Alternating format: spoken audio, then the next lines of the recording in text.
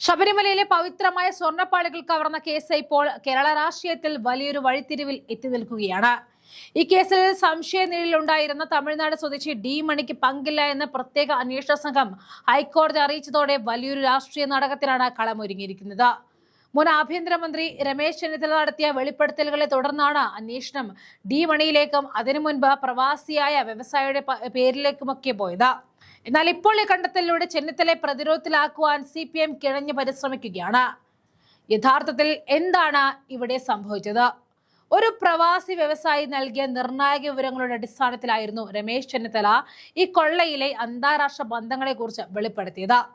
ഈ അന്വേഷണം ശരിയായ ദിശയിൽ മുന്നോട്ട് പോയാൽ അത് ഭരണപക്ഷത്തെ ഉന്നതരിലേക്ക്, പ്രത്യേകിച്ച് മുൻ ദേവസ്വം മന്ത്രി കടകംപള്ളി സുരേന്ദ്രനിലേക്കും മുഖ്യമന്ത്രിയുടെ ഓഫീസിലേക്കും എത്തുമെന്ന് സർക്കാർ ഭയപ്പെട്ടു.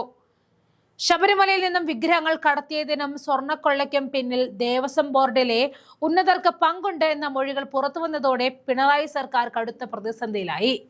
ഈ ഘട്ടത്തിലേക്കാണ് അന്വേഷണത്തെ അട്ടിമറിക്കാനായിട്ട് CPM ഒരു പുതിയ തന്ത്രം മെനഞ്ഞത്. ഇതിന്റെ ഭാഗമായി SIT-യിൽ 2 CPM അനുഭാവികളായ പോലീസ് ഉദ്യോഗസ്ഥരെ തിരികെ കയറ്റി എന്ന ഗൗരവപരമായ ആരോപണമാണ് ചെന്നിത്തല ഉന്നയിക്കുന്നത്. ഈ ഉദ്യോഗസ്ഥരുടെ നിയമനം നേരത്തെ തടഞ്ഞു വെച്ചതായിരുന്നുവെങ്കിലും അന്വേഷണം സർക്കാരിനെ ബാധിക്കുമെന്ന് കണ്ടപ്പോൾ ഉന്നത ഇടപെടലിലൂടെ ഇവരെ സംഘത്തിൽ ഉൾപ്പെടുത്തുകയായിരുന്നു. ഇതിന് പിന്നാലെയാണ് ഡി മണിക്ക് ക്ലീൻ ചീട്ട് ലഭിക്കുന്നതും അന്വേഷണം പെട്ടെന്ന് തന്നെ മന്ദഗതിയിലേക്കാവുന്നതും. എന്നാൽ CPM-ന്റെ ഈ കള്ളക്കളി അത്ര എളുപ്പത്തിൽ നടക്കില്ല എന്നാണ് രമേശ് ചെന്നിത്തല ഇപ്പോൾ നൽകുന്ന മറുപടി. ഡി മണി എന്ന വ്യക്തിക്ക് പങ്കുണ്ടോ ഇല്ലയോ എന്നതിനേക്കാൾ ഉപരിയായിട്ട് ശബരിമലയിൽ നിന്നും മോഷണം പോയ സ്വർണം എവിടെ എന്ന ചോദ്യത്തിനാണ് സർക്കാർ മറുപടി നൽകേണ്ടത്. തൊണ്ടി മുതൽ എവിടെ എന്ന ചെന്നിത്തലയുടെ ചോദ്യത്തിന് മുന്നിൽ SIT-യും സർക്കാരും ഉത്തരം മുട്ടി നിൽക്കുകയാണ്. ഒരു പൊതുപ്രവർത്തകൻ എന്ന നിലയിൽ തനിക്ക് ലഭിച്ച വിവരങ്ങൾ അന്വേഷണ ഏജൻസി കൈമാറുകയാണ് താൻ ചെയ്തത് എന്നും ആ വിവരങ്ങൾ നൽകിയ പ്രവാസി വ്യവസായി ഇപ്പോഴും തന്റെ മൊഴിയിൽ ഉറച്ചു നിൽക്കുകയാണെന്നും അദ്ദേഹം വ്യക്തമാക്കുന്നു.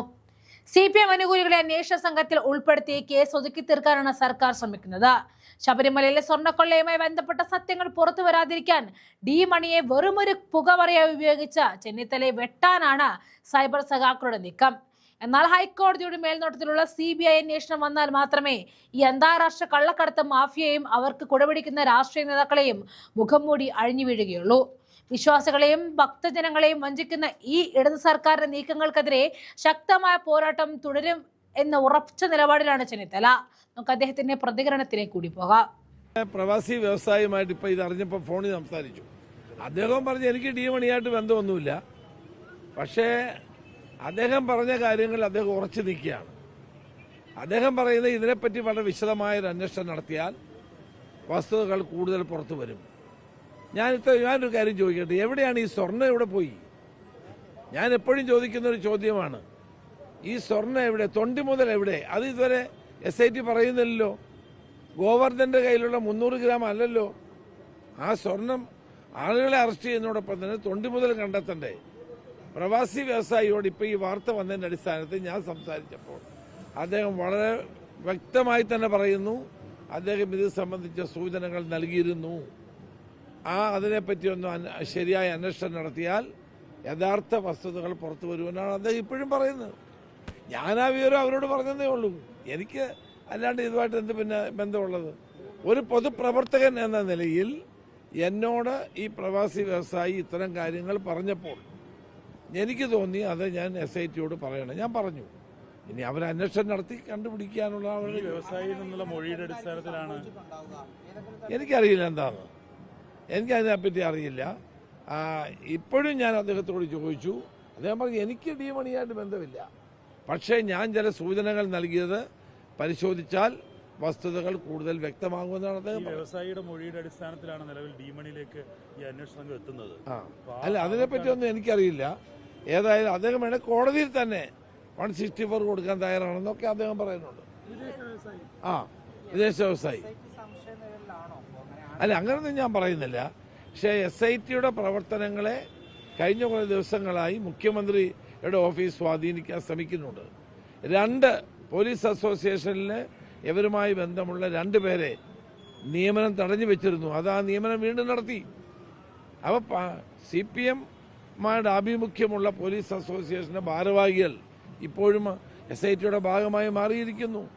അതൊക്കെ സംശയാസ്പദമായ കാര്യങ്ങളാണ്. അപ്പോൾ എനിക്ക് കിട്ടിയ വിവരം ഞാൻ SITക്ക് കൈമാറി. SIT പ്രവാസി വ്യവസായിയെ വിളിച്ച് ചോദിച്ചു. അതിനുശേഷം അദ്ദേഹം ഇപ്പോഴും അതിൽ ഉറച്ചു നിൽക്കുകയാണെന്നാണ് എന്നോട് പറയുന്നത്. രാഷ്ട്രീയ ആരോപണത്തിനപ്പുറത്തേക്ക് ഇപ്പോഴും അങ്ങും അതേ ആരോപണത്തിൽ ഉറച്ചു നിൽക്കുന്നുണ്ടോ? അല്ല, അദ്ദേഹം എൻ്റെ ആരോപണം അല്ലല്ലോ ഇത്. എന്നോടൊരു നിങ്ങളത് മനസ്സിലാക്കണം. എന്നോടൊരു വ്യക്തി പ്രവാസി വ്യവസായി വന്ന് ഇത്രയും കാര്യങ്ങൾ പറഞ്ഞു. സാറേ, എനിക്കിത് വെളിയിൽ പറയാൻ പേടിയാണ്, അതുകൊണ്ട് സാർ ഇതെന്തെങ്കിലും ചെയ്യണം. ഞാൻ SITയെ എടുക്കൽ കത്തെഴുതി. SIT പറഞ്ഞു വരാൻ പറഞ്ഞു. ഞാൻ ചെന്നു. ഞാൻ പറഞ്ഞു ഇങ്ങനെ ആളിനെ വിളിച്ച് ചോദ്യം ചെയ്യണം. അയാളുടെ നമ്പരും കൊടുത്തു, പേരും കൊടുത്തു. അവർ അദ്ദേഹത്തെ വിളിച്ച് സംസാരിച്ചു. അപ്പോൾ അതിൻ്റെ അദ്ദേഹം ഇപ്പോഴും അത് ഉറച്ചു നിൽക്കുകയാണ്. ഡി മണിയായിട്ട് അദ്ദേഹത്തിന് ബന്ധമില്ല എന്ന് പറഞ്ഞാൽ കറക്റ്റാണ്. അദ്ദേഹമായിട്ട് ബന്ധമില്ല. പക്ഷേ അദ്ദേഹം ഇപ്പോഴും പറയുന്നത് ഈ സംഭവം ഗുരുതരമാണ്, ഇത് അന്വേഷിച്ചു പോയാൽ ഈ തൊണ്ടി മുതൽ കണ്ടെത്താൻ പറ്റുമെന്ന്. സ്വർണം കിട്ടിയിട്ടില്ല. ഏതായാലും ഇപ്പോഴേതായാലും കുറച്ച് ദിവസങ്ങളായി ചില സംശയങ്ങൾ ഉയർന്നു വരികയാണ്. ഈ പോലീസ് അസോസിയേഷന്റെ 2 ഭാരവാഹികളെ, CPMനോട് ബന്ധമുള്ള 2 ഭാരവാഹികളെ ഇതിൽ വെക്കാൻ നിർബന്ധം പിടിച്ചതോടുകൂടി, SIT നിർബന്ധം പിടിച്ചെന്നാണ് അറിയുന്നത്, അത് മാറ്റിവെച്ചിരിക്കുകയായിരുന്നു. അതോടുകൂടി ചില സംശയങ്ങൾ ഉയർന്നു വരുന്നു.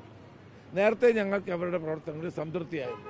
ഞാനത് ചാനലിലൂടെയൊക്കെ പറഞ്ഞ കാര്യമാണ്. പക്ഷേ ഈ 2 പേരെ CPMുമായി ബന്ധമുള്ള അവരുടെ അസോസിയേഷന്റെ 2 ആളുകളെ വെച്ചതോടുകൂടി ചില സംശയങ്ങൾ ഉയർന്നു വരുന്നു.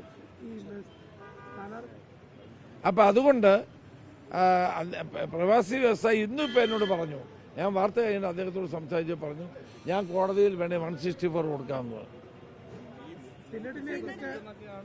അപ്പം ഇത് അന്വേഷിക്കണമെങ്കിൽ വിശദമായ അന്വേഷണം ഇനിയും നടക്കട്ടെ. അതാണ് CBI. മറ്റ് സംസ്ഥാനങ്ങളിൽ ബന്ധമുള്ള, അന്തർദേശീയ തലങ്ങളിൽ ബന്ധമുള്ളൊരു കേസായി ഇത് മാറുകയാണ്. അതുകൊണ്ട് കോടതിയുടെ നിയന്ത്രണത്തിൽ CBI അന്വേഷണം കൊണ്ട് വസ്തുതകൾ കൂടുതൽ പുറത്തു വരികയും. ഇനിയിപ്പോൾ NDA 210 പറയുമെന്ന് എൻ്റെ സംശയം. ഏതായാലും അതൊന്നും അർത്ഥമൊന്നുമില്ല. കേരളത്തിലെ ജനങ്ങൾക്ക് എല്ലാവർക്കും പിണറായി വിജയൻ ഒരു നാടകവും കളിക്കണ്ട. ജനങ്ങൾക്കറിയാം UDF അധികാരത്തിൽ വരാൻ പോകും. ഒരു പ്രശ്നവുമില്ല. ഞങ്ങൾ ഒരു മനസ്സോടെ UDF അധികാരത്തിൽ വരും. അതിന് ഒരുമിച്ച് പ്രവർത്തിക്കും. 13-14 തീയതികളിൽ വരും. അതിനെന്താ തെറ്റ്? ഞങ്ങളൊക്കെ കാണുന്നല്ലേ. പ്രതിപക്ഷ നേതാവ് VD സതീശൻ സീറോ മലബാർ സഭ ആസ്ഥാനത്തെത്തി അവരോട് സംസാരിച്ചെങ്കിൽ ഒരു തെറ്റുമില്ല. ഞാനുമായി സംസാരിച്ചിരുന്ന ഈ കാര്യം ഞങ്ങൾ തമ്മിൽ സംസാരിച്ച കാര്യമാണ്. അവിടെ സെനഡ് നടക്കുകയാണ്. അവിടെ അവരെ കണ്ടാൽ എന്താ തെറ്റ്? ഞാനും ഒരു രഹസ്യവുമില്ല. ഞാനും ഉമ്മൻചാണ്ടി ഇതിനു മുമ്പും ഞങ്ങൾ അവരെ ഇതുപോലെ പോയി കണ്ടിട്ടുണ്ട്. അതൊക്കെ ഇതിന്റെ ഭാഗമാണ്. അതിലൊരു തെറ്റുമില്ല.